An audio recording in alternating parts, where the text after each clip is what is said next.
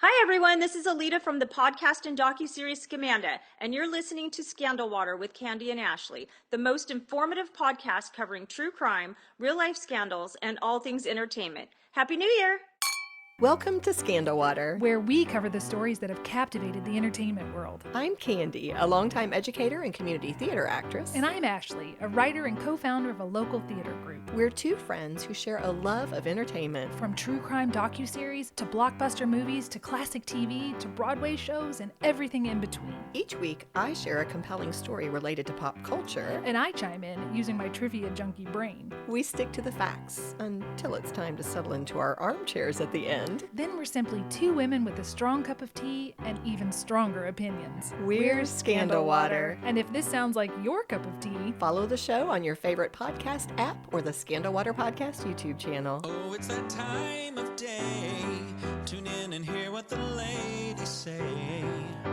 It's time to bend your ear when the silver screen appears.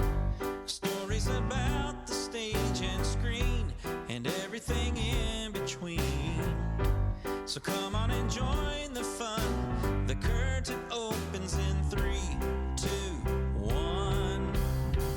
Happy New Year, Ashley. Happy New Year, Candy. It's our first episode of 2026. Although, to be fair, we are recording this in December. Yes. Actually, pretty close to January 2026, though, aren't pretty we? Close. You know what's a funny little trivia for anyone that cares, which is probably no one? This is the first day of my break.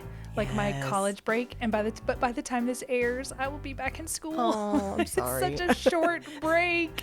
But in the I'm very meantime, glad. but for the moment, we are sitting here together. Yes. You are in a fantastic mood because you get a little bit of a break, I'm although so happy. You've got some other stresses. I but do. It's actually a beautiful day. I mean, it's cold, Yeah. but it's sunny, so all kinds of good things. All good. All good things. And along those lines, our theme this month is nice and very sunny too. Appropriate. Yes, we decided we would go with the theme Survivors. Yeah. Like we survived 2025. That Which is so how you're true. feeling. That is how I'm feeling right now.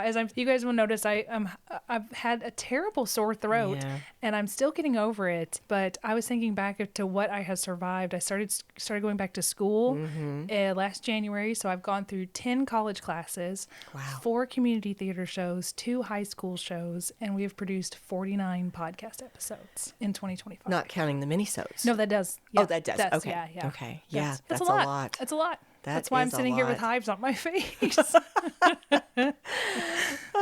But we are starting out 2026 with a bang. Yes. Because this first episode, you guys, this one is an attention grabber. I'm excited to hear it. Yeah, it's almost hard to believe, I think. But rather than tell you the topic, I'm going to start with a hook, as we always do. This is actually a short excerpt from a work that I'll explain to you in a second. It is told in first person by a girl named Juliane, who was 17 at the time this event occurred. I will simply tell you that she is on a plane when this starts, okay? Hopefully this goes all right, my mother says. I can feel her nervousness while I myself am still pretty calm. Then I suddenly see a blinding white light over the right wing. I don't know whether it's a flash of lightning striking there or an explosion. I lose all sense of time. I can't tell whether all this lasts minutes or only a fraction of a second. I'm blinded by that blazing light. With a jolt, the tip of the airplane falls steeply downward. Even though I'm in a window seat all the way in the back, I can see the whole aisle to the cockpit, which is below me. The physical laws have been suspended. It's like an earthquake. No, it's worse. Because now we're racing downward. We're falling. People are screaming in panic, shrill cries for help. The roar of the plummeting turbines, which I will hear again and again in my dreams, engulfs me. And there, over everything, clear as glass, I hear my mother saying quite calmly, "Now it's all over." Today I know that at that moment she already grasped what would happen. I, on the other hand, grasp nothing at all. An intense astonishment comes over me because now my ears, my head know I myself am completely filled with the deep roar of the plane while its nose slants almost vertically downward. We're plummeting. But this nosedive too I experience as if it lasted no longer than the blink of an eye. From one moment to the next, the people's screams go silent. It's as if the roar of the turbines has been erased. My mother is no longer at my side, and I'm no longer in the airplane. I'm still strapped into my seat, but I'm alone. At an altitude of about 10,000 feet, I'm alone, and I'm falling, slicing through the sky about 2 miles above the earth. This is horrifying, terrifying. All of those descriptors that you can think of makes me just go, I'm never going to fly again. This is, It gives me chills. Yes. I mean, just reading that gave me chills. Yes. And I've read it before, clearly. Yes. Unbelievable. This story is one that some of you may have seen. Kirk actually mentioned this to me a year ago. You know how Facebook will sometimes have those little features? Yes. This was one of those things he saw on Facebook, and he was like, Candy, you and Ashley would really, this would be a great topic It's for been you on guys. our docket for a while. Absolutely. So when we decided to do survivors or, survivor stories as our theme, this immediately came to mind, I think, for both of us. So here we are telling you the story today of Juliane Koepcke, whose survival story is just beyond incredible. 40 years after the experience, she wrote a book about it. It took her 40 years to write the book? Wow. Yep. She was the only survivor. Is that right? Yes. Okay. Well, yes. I'm sorry. Is that a spoiler? That's okay. Well, yeah. But it was entitled When I Fell from the Sky, and it was published in Germany in 2011. But I'll share with you that there was another work about her story that came out before then. Okay. But what you just heard was an excerpt from the beginning of her book. Obviously, I feel sure we've grabbed your attention. Yeah. Yeah, I think we've got you. So now we'll go back and start from the beginning. But first, do you have any familiarity with this beyond what you saw on social media? I just remember the story of the woman who fell out of a plane, still strapped to her seat. And I remembered that she was the only survivor. But that is truly all that I remember about the story. Okay, well then, this It's will gonna be be a learning, fascinating yes. to you because as I was doing the research, I could not get over this. It really hit me. Pretty amazing. Okay, well here we go. So Juliane, I saw it pronounced different ways. I think what she herself said on a television interview was Koepcke. So that's what I'll use. Koepcke. Okay. It's spelled Koepcke, by the way. That's Okay. hard. Yeah. She was an only child who grew up in the capital city of Lima with her parents who were both highly respected zoologists. Juliane's mom was Maria, and she was a leading ornithologist in Peru. And Juliane's dad was Hans Wilhelm. He was acclaimed for a lot of work, but one of the things that she mentioned specifically was this comprehensive book he wrote on life forms in the animal and plant world. That's how she described it. Okay. But because of their expertise and passion for zoology, in 1968, the parents, the Koepckes, established the Panguana Ecological Research Station in the Peruvian rainforest. Now, they were groundbreaking when they made this move. I saw several articles that referred to this station as the oldest one in Peru. So It sounds to me like they were the first ones to ever do something like this. So according to a New York Times article, their plan was, with opening this research station, their plan was to conduct field studies on the jungle's plant and animals for 5 years. And their goal specifically was they wanted to learn more about the rainforest without exploiting it or harming anything. Okay. That same article went on to say, quote, the family lived in Paguana full-time with a German shepherd, Lobo, and a parakeet, Florian, in a wooden hut propped on stilts with a roof of palm thatch. Juliane was homeschooled for 2 years, receiving her textbooks and homework by mail until the educational authorities demanded that she return to Lima to finish high school. Now, I'm going to put some pictures in show notes to show you. It made me think of that old show Tarzan. I mean, it really felt or like Swiss Family Robinson or something. Yes, exactly. It felt like they were living a very primitive lifestyle. This was nothing fancy. It didn't look like anything high tech or luxurious. It looked like they really were just trying to be part of the rainforest and kind of going with what was functional, right? But we've just said Juliane was homeschooled for 2 years and she's living there with them, right? But it went on to say for her final year of high school, Juliane attended school in Lima, but she spent her breaks with her parents in the jungle because, as we said, the authorities said, no, you can't keep doing this. Yeah. That's how she spent her final year. She was at school most of the time with her breaks spent in the jungle. Regardless, for the course of those 3 years, Juliane was in the rainforest in the Amazon a great deal of time, and this is going to end up being very important to her. I would imagine so, because if she's the sole survivor of this plane crash, she needs to know how to survive in the wilderness, and her previous life would have told her how. 100%. So what happened? In late December of 1971, Juliane finished high school. Now, when she finished her classes, her mom, who was also in Lima, one article said she was there for business, but the sources all seem to agree that Maria wanted the two of them just to head on back home. Like, you finished your classes, let's just head on back. But Juliane really wanted to attend her graduation ceremony, which was scheduled for December 22nd, and then there was a school dance on the 23rd. Today's December 22nd. Oh, look at that. It's her graduation day. Well, Maria gave in because Juliane said she begged her mom, come on, mom, let me stay. Let me attend these two really important events to me. And Maria gave in, and that meant that the two of them were now flying home on Christmas Eve. So before noon that day, they boarded their plane bound for Pucallpa, which was the closest city with an airport to where their research station was located.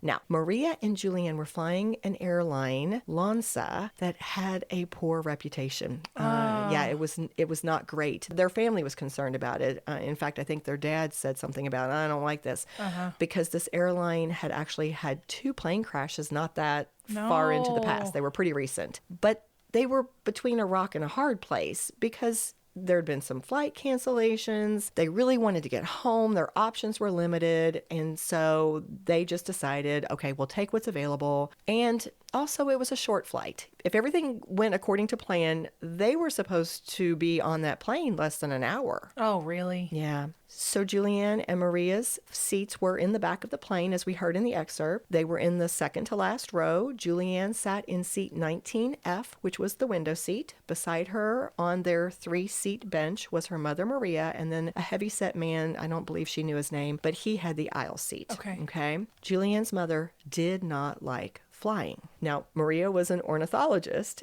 and one of the things Juliane remembered was her mother had said more than once that she just didn't like flying because it wasn't natural for a bird made of metal to fly. Yeah, she didn't like it. But everything went great for the first 25 minutes or so. Here they are. It's Christmas Eve. Juliane remembered everybody was in a great mood. She remembered the holiday spirit was there, and, packages people were tucking into the bins. And so everything was off to a smooth start. They were served a meal right away. Everything seemed festive and, going great. And then it changed. As that excerpt previewed for us, the plane suddenly flew into a storm. Now, I'm not going to give you nearly as much detail as you can find in the book, of course. Yeah. And I found an abridged excerpt in a Reader's Digest article. Both of those were really great because if you go read the full thing, I have not read the full book, but excerpts I found, interviews I found, it is powerful to hear it in that first person voice told by I bet an audiobook would be good too. Absolutely, absolutely. But based on what I was able to find, here's my short version, okay? Of what happened? Yes. So Juliane describes that the daylight suddenly turned to night with lightning flashing from all directions. Items started raining down from the overhead luggage bins, and she said people were screaming and crying. And then she saw a blinding white light over the right wing. And as I think we heard in the excerpt, she said she couldn't tell if it was a lightning strike or it was an explosion. Now, of course, she had no way of knowing this, but according to a CNN article, quote, an accident investigation later found that one of the fuel tanks of the Lockheed Electra had been hit by a bolt of lightning, which had torn the right wing off. Now, several other articles described the plane as basically breaking up at this point. Okay. Now, regardless, with the plane plummeting downward, Juliane heard her mom say, now it's all over, which What did she mean? Now the strike is over, or? She knew they were going down. She means now. She means the plane was breaking up. They were plummeting, and her mom said, It's over. Now it's all over. Oh my goodness. Very calmly. She remembers her mom was so calm, Oh. and those were the last words she ever heard her mom speak. But she said she never got scared. She didn't have a chance to be Yeah, scared. it sounds like it was very fast. It was all so fast. So as the plane was continuing its rapid descent, that's when she said suddenly all noise seemed to stop. And that's when she registered her mom was no longer at her side and she was no longer in the plane. Her words were, "I hadn't left the plane had left me." At that point, again, Juliane was still strapped into her seat, falling through the air about 10,000 feet above ground, which is nearly 2 miles. She says she could see nothing, but she remembered the seatbelt was squeezing her so tightly she couldn't breathe. And at that point, she thinks she passed out briefly. Oh, yeah. When the rapid descent plus the seatbelt, I bet like her blood pressure probably just dropped. Yeah.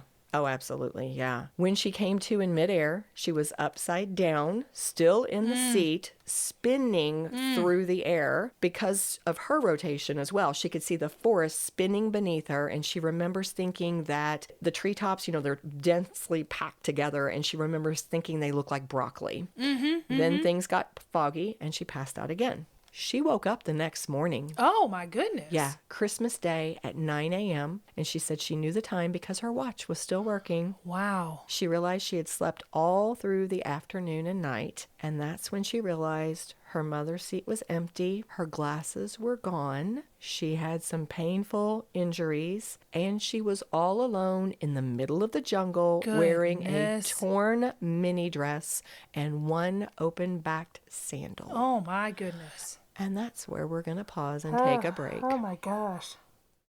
There's not much we love more than spilling the tea with you every Tuesday. So, we've decided to occasionally take a moment to thank a few of our supporters who help make this possible. Along with the fun, producing a weekly podcast also brings with it more time and expense than you might expect. Your financial generosity in becoming a member through Buy Me a Coffee or Patreon, both of which can be found on our website or social media accounts, allows us to keep creating these episodes.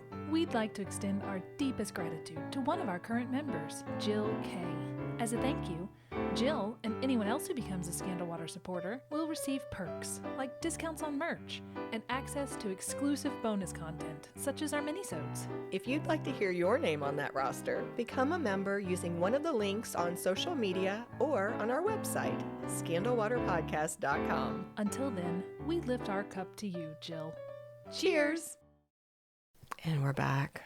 Okay, so one thing I didn't mention before the break was that when Juliane woke up that morning, she was actually under the plane seat, covered with mud, and she recalled that at some point she had briefly regained consciousness and she had crawled under the seat to get shelter because it was raining so hard, okay? Okay. Now, is she on the ground or in a tree? She is on the ground. So she just plummeted to the actual ground in that chair or something like that? Yes. Wow. I thought she got caught in a tree or something to break the Well, fall. she did. Oh, okay. Yeah, And then she fell out of the tree. Yes. She just. We'll kept come going. back to that later. Okay. Those trees made all the difference. I bet. Yes, absolutely. Now, although she probably, of course, didn't know it, Juliane had a concussion, which made it hard for her to think and even move without feeling sick. This is an excerpt from the Reader's Digest article I mentioned, where Juliane describes what she did when she woke. It's 9 a.m. I feel dizzy again and lie exhausted on the rainforest floor. After a while, I manage to rise to my knees, but I feel so dizzy that I immediately lie back down. I try again, and eventually I'm able to hold myself in that position. I touch my right collarbone. It's clearly broken. I find a deep gash on my left calf, which looks as if it has been cut by a rough metal edge. Strangely, it's not bleeding. I get down on all fours and crawl around, searching for my mother. I call her name, but only the voices of the jungle answer me.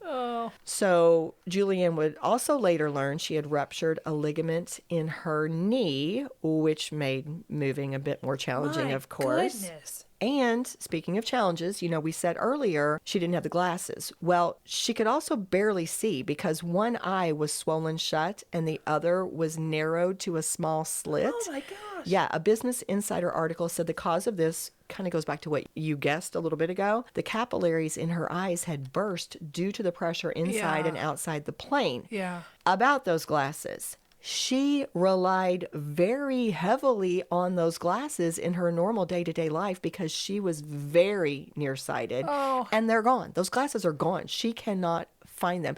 Her eyesight issues between the swelling and the glasses being missing, it is so serious. She has trouble making out the time on her watch. Oh, gosh. Yeah. Now, Juliane said she knew how easily you could lose your bearings in the jungle from her background. She knew that. So she had a plan from the very start. She started searching around the seat. She would do it in circles, and she would use the markings on the tree, this one particular tree, to help her note her location so that she wouldn't get herself lost immediately. But that first day, because of her concussion and her brain feeling so foggy, she would still sometimes pass out. She would lose consciousness for a bit every now and then. But despite all this, she searched. She did not find any wreckage from the plane or any sign of any other person. No wreckage even.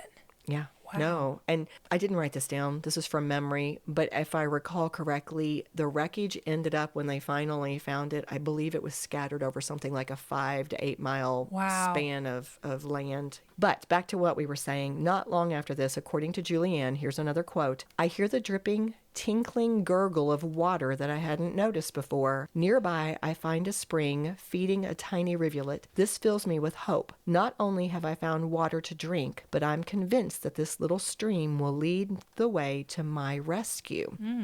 Okay, so the situation is dire. But again, we've said this before, thankfully, Juliane had this one thing going for her. She grew up in the jungle. Right there. Her years at the research station had helped her so much, and her parents had strategically taught her about being in the jungle, how to navigate the jungle. And in fact, so many important lessons, but one of them, she recalled her father telling her this, quote, he said, "If you find a creek, follow it, because that will lead to a stream, and a stream will lead to a bigger river, and that's where you'll find help." Because people live by the river. Yep. He gave her specific, and I'm sure her mom did too, specific survival instructions, right? Tips. So when Juliane found that little stream, she decided to follow it. Now, it was rough going, but she continued following it. I don't think I've said this yet. Remember, she's in a mini dress. Yeah, no one shoes. Shoe. And you know what she does with the one shoe she has? She would take it and throw it ahead of her to try to scare away snakes or things that might be in the brush or in the. Yeah, when she said the voices of the jungle, I was like, I would just have to lay down and die. I would never have made it. 10 seconds. I wouldn't have made it through the first day. No. But I'm picturing her barefoot walking through this can't-see mini skirt, throwing your shoe ahead of you. If we wrote this, people would say it was too unbelievable. Right. You can't have a blind, barefoot heroine. 17 years old. In the jungle. Right. Oh, my gosh. But it really happened. Yeah, as I'm saying it, I'm still getting chills going, I can't believe this girl. Anyway, she did stop in a protected spot to spend the night. And it was sometimes hard to tell the timeline of when certain things happened. But at some point, Juliane found a bag of candy that must have fallen from the plane. Oh. So occasionally she would eat a piece of candy. And of course, she would drink water from the stream when she was thirsty. And that's pretty much the only food she's got, right? But this pattern continued for the next few days. Again, not sure exactly when this happened, but at some point, Juliane heard the noise of airplane engines overhead. Yeah, because they're going to be looking. I would almost think finding some of the wreckage and sticking by it, because that's what people are going to be looking for. She did at some point find some different times, I think she found some pieces of wreckage, but here was her instinct. She knew, of course, when she heard the airplanes, that they were searching for survivors of the plane crash, but she was smart enough, knowing the jungle the way she did, she realized the tree coverage was so dense, they'd never find her. And she knew they couldn't even see the wreckage, everything was covered. So she decided the only way she could get help was to get out from this tree coverage. Her best plan of action was to keep following the water, hopefully find civilization, and also get out of this thick coverage. So she'd be more visible should a rescue plane come by. Okay. Now, Juliane said it was on December 28th that her watch, which was a gift from her grandmother, finally stopped. And from that point on, she tried to keep a mental count of the passing days. Now, it was probably also around this time that Juliane came upon a scene that is just so sad. And this is a tiny bit graphic if you want to Okay. skip ahead just a tiny bit. But in the source that I saw, Juliane referred to it as the 4th day of her being stranded. So I'm assuming it was around this time. But what happened was, as she was following the stream, she did happen upon a row of seats from the airplane. Now, what had happened was these people were still strapped in. Yes, it was a woman and 2 men, and they had landed head first with so much force that they were buried 3 feet into the ground, of course, upside down with their legs jutting up. Yeah. And Juliane said, quote, "It was horrifying. I didn't want to touch them, but I wanted to make sure that the woman wasn't my mother. I grabbed a stick and turned one of her feet carefully so I could see the toenails. They were polished, and I took a deep breath. My mother never used polish on her nails." So she knew it wasn't her mom. That's so sad. So as Juliane made her way through the jungle, she faced so many challenges. We don't have time to talk about them all. And you have animals, I would assume? I didn't see any specific stories about animals except for, okay, I'm going to share this with you, which is also a little gross. All right, but here's what happened. Okay, so we've already talked about, obviously, her issues with the injuries and her eyesight. Yes. But a new challenge was that her candy ran out. And again, I said she didn't really have anything else to eat. Well, that's because she was afraid to eat any of the plants because she knew that a lot of what grows in the jungle is poisonous. Yeah. And back to your point about the animals, this is another challenge that came up. Juliane shared that, quote, okay, again, this is a little gross if you want to skip ahead just a tiny bit. But she said, "I had a cut on my arm, and after a few days, I could feel there was something in it." Maggots. Uh-huh. Yeah. I took a look, and a fly had laid her eggs in the hole. It was full of maggots. Yeah. I was afraid I would lose my arm. Yeah. That's what I was worried about when she said that cut. And that's going to get infected. How is she going to take care of that? Right. Well, one positive was she had the water she could drink, and she drank a lot of it. And then there was also another positive development. As Juliane was following that stream over the course of those days, it turned into a larger stream and finally into a small river, which gave her hope. Okay. Because again, she knew her dad had taught her where there's a river, you're usually going to find people or signs of civilization. But again, still, it was a nightmare. Like this whole journey is just unbelievable, I think, for people like myself. Right. So here's another excerpt from Juliane's story as shared in the Reader's Digest article that I think will give you a sense of what this might have been like. "The riverbank is much too densely overgrown for me to carry on hiking along it. I know stingrays rest in the riverbank, so I walk carefully. Progress is so slow that I decide to swim in the middle of the river instead. Stingrays won't venture into the deep water. I have to look out for piranhas, but I've learned that fish are dangerous only in standing water. I also expect to encounter caimans, alligator-like reptiles, but they generally don't attack people. Oh, okay. Each night when the sun sets, I search for a reasonably safe spot on the bank where I can try to sleep. Mosquitoes and small flies called midges buzz around my head and try to crawl into my ears and nose. Ugh. Even worse on the nights when it rains. Ice-cold drops pelt me, soaking my thin summer dress. The wind makes me shiver to the core. On those bleak nights, as I cower under a tree or in a bush, I feel utterly abandoned." Yeah. So things just go like this for several more days, more challenging as time goes by, because she's all so tired and she hasn't eaten. Yes. There's another consequence. Now that she's swimming in the middle of the water, she's in the sun all the time. She gets sunburned. Poor baby. Yeah, she would later discover she had second-degree burns from the sun. And she started fantasizing about food. She started, I think, having hallucinations. She started imagining that she would see houses or she would hear the clucking of chickens. She's out of her mind. Yeah, she's starting to really fade, I think. And she's so tired, but she knows she has to keep going. So at the end of her 10th day, Juliane found a gravel bank that she thought looked like a good place to sleep.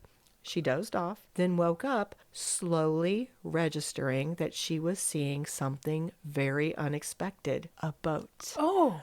She swam over to it and she touched it just to make sure it wasn't another hallucination. And that's when she noticed there was a worn trail leading up the bank from the river, from this boat, which immediately filled her with hope that she might find some people up there. But she said she was so weak And, remember, it's up a little hill here. It's up an incline. She couldn't even make it up She the said hill. it literally took hours to make it up that hill. When she finally reached the top, she found a small hut that had a palm leaf roof, and it contained an outboard motor and a container of gasoline, but otherwise it was deserted. However, she noticed another path that led from that shelter into the forest, and she hoped that the owner of the boat might come back, right? Come back for that boat. So while she's waiting there, she decided to make use of the gasoline.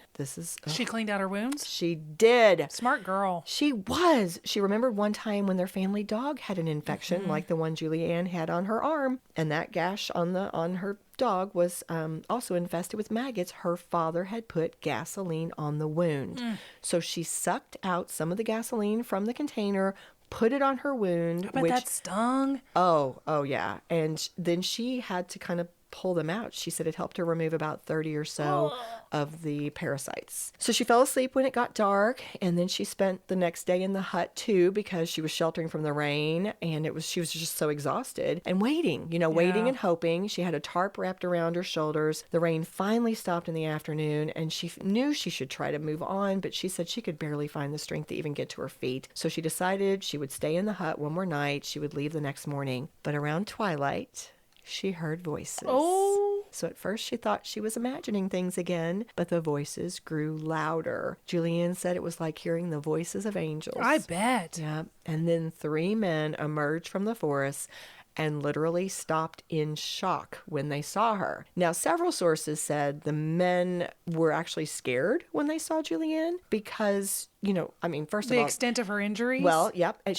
that's part of it, but there's more. But she's blonde. Her eyes were still so bloodshot, and because of some of their cultural beliefs, they thought she was a river spirit. Oh. Yeah. But again, smart girl. She was able to speak to them in Spanish and give her name and explain to them that she was a survivor of the plane crash, which they had heard about. Okay. So that helped a little bit. They're still scared, but these lumberjacks gave her food and actually tried. Oh, that food must have tasted amazing. Oh my gosh, can you imagine? And they tried to help treat her wounds a little bit as best they could. And then they transported her by canoe to a village the next day, at which point she was taken to a hospital, then airlifted to a city near home, and eventually, well, actually it didn't take that long. She was reunited with her father fairly quickly, all things considered. She had survived a plane crash and 11 days alone in the Amazon rainforest.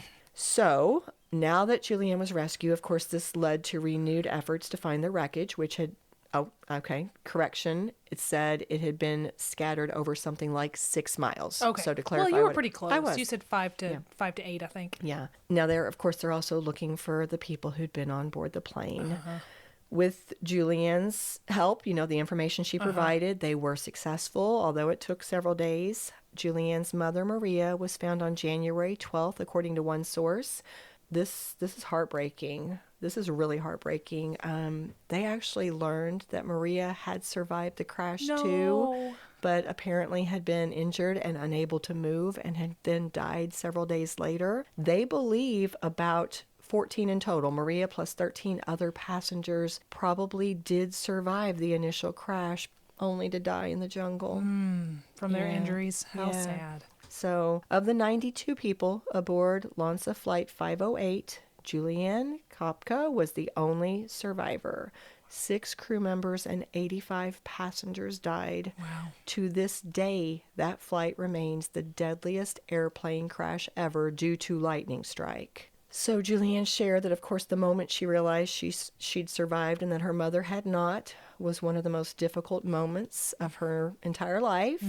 And then another quote that she gave was this, talking about the difficult moments. Then there was the moment when I realized that I no longer heard any search planes and was convinced that I would surely die. And the feeling of dying without ever having done anything of significance in my young life. She went on to say, I vowed that if I stayed alive, I would devote my life to a meaningful cause that served nature and humanity. Wow. So, just a couple of quick little follow-ups. So how did she survive? We kind Yeah. of touched on this already. Here's a quote from Juliane where she names 2 possible reasons. Maybe it was the fact that I was still attached to a whole row of seats. It was rotating much like the helicopter that might have slowed the fall. Also, the place I landed had very thick foliage, and that might have lessened the impact. According to a Business Insider article, the same one I mentioned earlier, Juliane also offered one additional thought in a documentary that came out about this experience. She said that during storms, sometimes heavy winds blow upward, which may have slowed her fall. Because remember, this all happened during that big storm. Yep. And of course, we've already said several times, living with her parents and learning how to live in the jungle was absolutely critical. She would not have survived without that. Yeah. But this is another sad thing. She did mention one other factor that she thinks made a difference. She said probably the fact that she did not run across any other survivors during her 11 days actually helped her, because she said, quote, "If I had found someone who was injured, then I probably would have stayed, and that would have meant death for both of us." Yeah. So remember, we said that Juliane decided that she was going to do something meaningful. So what'd she do? She became a biologist and a librarian, and she still returns to Panguana, the research station that she inherited from her parents, and that research station still continues to welcome scientists from all over the world. So she basically followed her parents' footsteps. Yeah. You know, she became a scientist, and she still does all this work to preserve the jungle. She had a Today Show interview where she talked about the book that she wrote. And she said one of the reasons she wanted to write it was because so many erroneous things had been written come about, out? Really? about her story. Yeah. So that was one of the reasons why she decided she would do it. But I told you there were some things that came out prior to that. So just to quickly review, in 1974, only 3 years after the crash, there was an Italian movie called Miracles Still Happen that came out and actually used some of the real people involved in the story to tell it. Like there was a... So sort of like a documentary / movie. Well, it was a movie that just cast a real see. nun that was involved and the men who found Juliane. Oh, okay. So like you see a few of the real people. They're but playing it is- themselves. Yes, little bit, exactly. okay. Exactly. And then the documentary that I mentioned actually came out in 2000. A man named Werner Herzog released it. It's called Wings of Hope. And the reason he was inspired to make it was because he was supposed to be on that flight. Oh. There had been a last minute change that caused him to miss it. Wow. And so he ended up making that documentary. That's where a lot of... I couldn't find it. I tried like crazy. I was not able to locate it. But apparently that's where Juliane first told much of her story. So she took part in She it. was very involved in Okay, it. good. Yes, in fact, I found photos and I found a few clips from it. I just can't couldn't find the find the entire thing.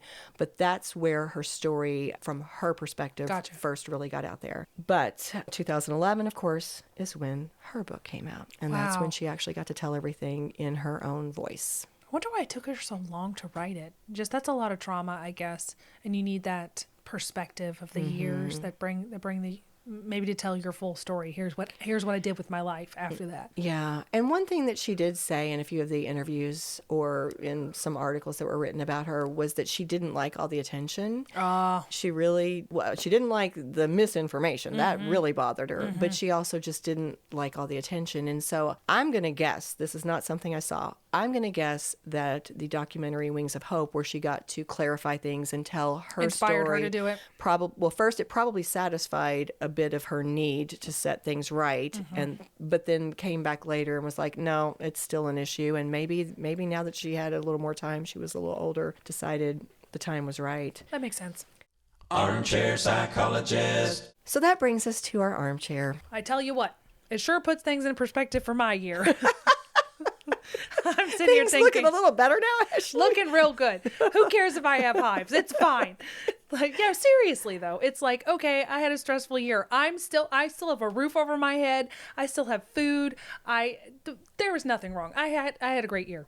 I had a great year. It does give you perspective, does, doesn't it? yes. I mean, oh my goodness.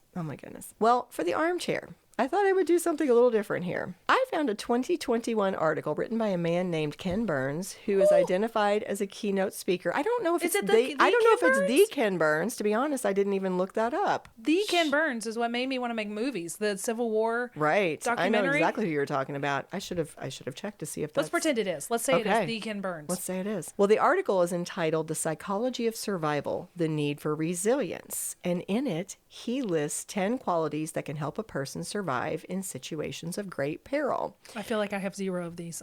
So let's see what they are. So here we go. Number 1, adaptability. Okay. Number 2, resilience. Number 3, hope or faith. Oh, I got that. Number 4, purpose.